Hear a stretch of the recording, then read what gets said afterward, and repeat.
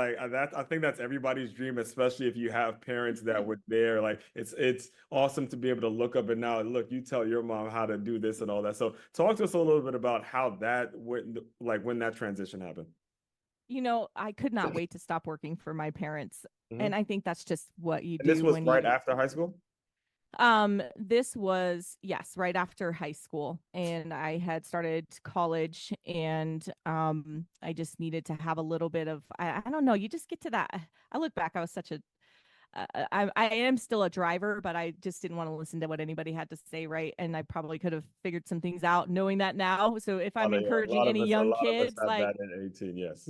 yeah, drop some wisdom. Uh, Like everyone's like, what would you do back in the day? I'm like, it wouldn't matter because myself would not listen. But and I just kind of felt like I needed to branch out mhm. of the nest, right, and not be under my parents' wing because they did little stuff. Like my dad always put gas in our car every Sunday. We'd go to the gas station, fill up all of our cars, 7 cars, right? Fill up all of our cars with gas. And And as so parents, sometimes that's something that they do to stay connected. Because as I'm looking at it on this side of life, as my niece and nephew are growing, I'm realizing that there are little things that I would love to hold on to because they're growing so fast. And before you know it, they're going to be adults and no more like little playful kids, no more like looking up to you and things like that. It's going to be those little things that keep you sort of connected. So I resonate with when something as small as filling up gas tanks that could be something that makes his day or makes his world because he knows you guys are going to get big and hey, you're off on your own.